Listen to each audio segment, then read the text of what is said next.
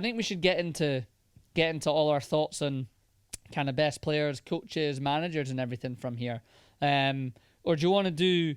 Should we finish with the in terms of this segment, do you guys want to finish with our 11, or do you want to start with the 11? Finish with that because I need more time to think about it. Finish with the 11, right? Okay. All right. Okay. Let's go into that. Who?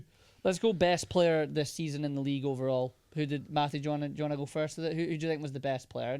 It's fine if it's an obvious shout and we can all agree on it. The best player? Yeah. Who do you think was the best player in the league this season? That's quite obvious, isn't it? Yeah, it's hard not to say Salah. Yeah. But to try and make something different.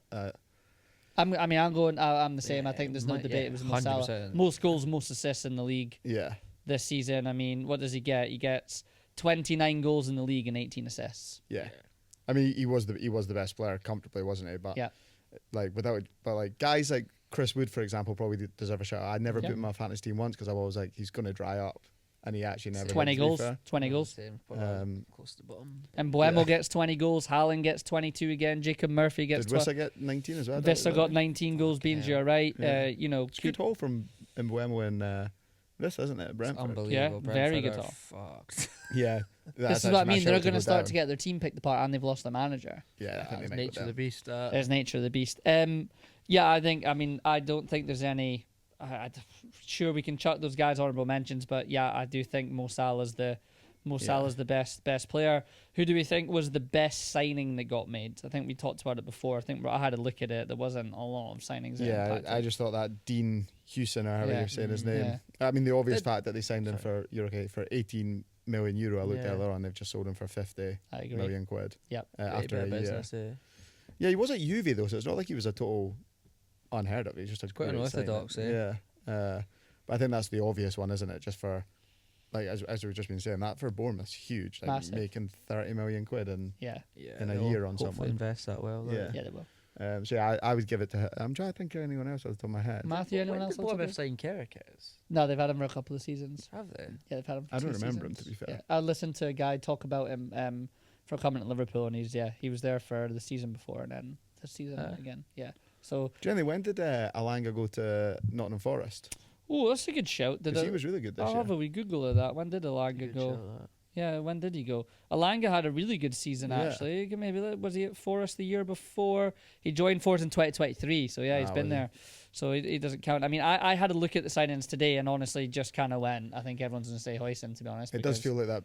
Like everyone just shot themselves with PSR last Yeah. summer. with Everton and all that getting, Yeah, everyone it was was kind of like like, shit. hold on, what the fuck's going Yeah. on? City were, obviously the investigation started on them. Everyone kind of went, Yeah. let's hold our horses on this. So yeah, I don't think I'm not gonna spend too much longer on that. I think if we're all in agreement with Huijsen there. Who do you guys think that you watched that kind of most improved over the course of the season, or just in general? Maybe he's been there for a couple of years. Maybe like Alanga's a good shout in that. He had a really good season. Tielemans for me.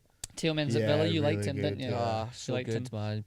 Deeper, and then in the big games I played him as a 10 behind the striker. He was on all set pieces. He was fucking class, man. I think he was so good. Tonali at Newcastle. Yeah. I know, like he's obviously had Very some good. betting Bruno issues. with a different role as well. Yeah.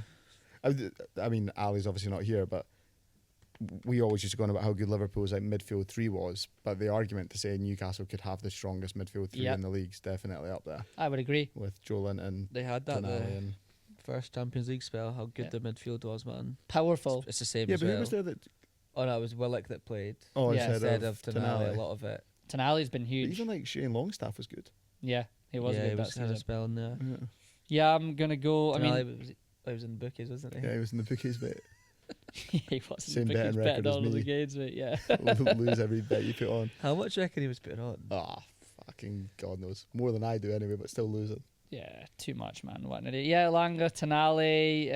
I mean, I think Gravenberch, obviously that came out the blue. That's his Yeah, number oh, 6. Fuck, Huge. a great shout. I mean, he did, you know, that's the first time he's played a full season of football, and he was, you know, he kind of started to dip a wee bit, but I think improvement-wise, I think he he was just really played good. so many Yeah. minutes, didn't he? Yeah. I But mean, yeah, definitely. I mean, I wouldn't say Salah improved, but definitely a different type of role, but Mbuemo?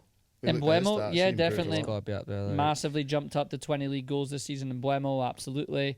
What do you guys think? Who was the best coach this season? Who you thought did the best job coaching wise? I mean, it's hard not to give it to the man that wins the league, but Yeah, yeah. I mean, especially first year in the league. But then I think if you look at Nuno at Forest, that deserves a shout. I think folk were tipping them to go down, and they ran out of steam a little bit towards the end. Eddie Howe at Newcastle, I think.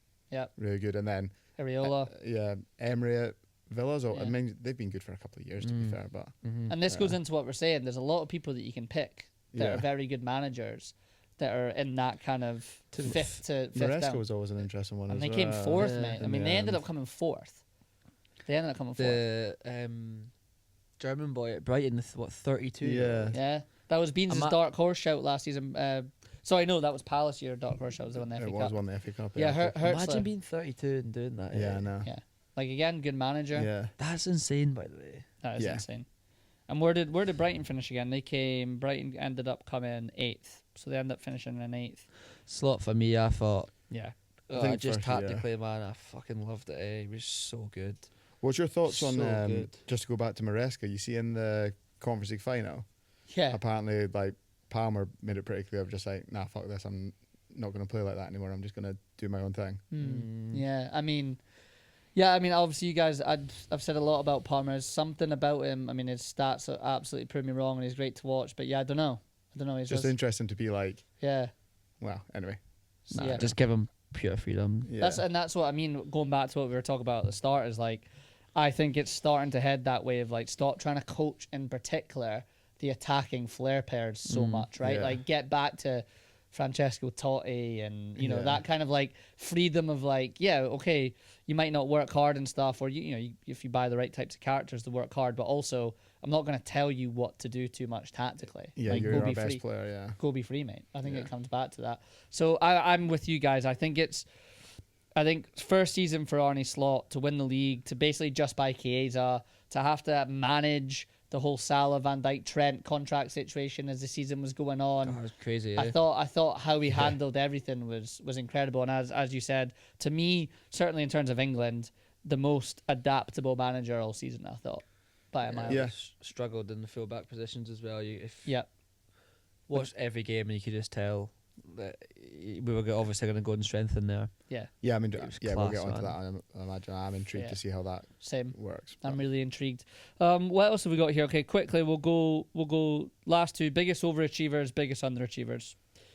Under's obvious. I'm afraid it's United, isn't it? Yeah, it's Man United. Even Chuck Spurs next to them, I think. Yeah, but Spurs at the end of the day got the Europa League, Champions League football. It Very would true. have just gone the other way, right? If United won that final, then you'd be sitting here probably saying the same. They technically achieved what they planned to with their season. Yep. But both really poor. But I think it's hard to look past United. Finishing Yeah. 15th, 16th, wherever they finish in the end. I don't even know. 15th. They finished 15th in the end. Just same points as Wolves. Yeah, So, I think yeah. it's hard to argue. Matthew, against. agreement. United. Underachievers. That's pretty obvious. Overachievers. It's got to be Nottingham Forest. It's got to be Forest. They were in the Yeah. mix right until the end of the season. Everyone was kind of wanting them to stay in that mix, weren't they? In that fourth and fifth spot, just kind of dipped. Palace, if you include the FA Cup. Yeah, Palace. I think if you Massive. include the FA Cup, that was quite good domestically. I'm going to do a video on kind of. I've had a look into like all the leagues and how tight they were, and you know, as we talked about, like was the league boring or exciting? I did have a brief look, and everyone kind of, like you said, Greg, has this concept of things going to the last day, and I Yeah. had a look at like leagues across the course of the last like 3-4 years across all of Europe, and like it very rarely happens. Yeah. Like it very, and you, I maybe need to look a little bit at the bottom three, but as you just said, there, Palace winning the FA Cup, Newcastle winning the League Cup, right? You're not having like two teams that have not won a trophy for God knows how long. Yeah. Massively. So yeah, I think Forest biggest overachievers. Yeah, 100%. Like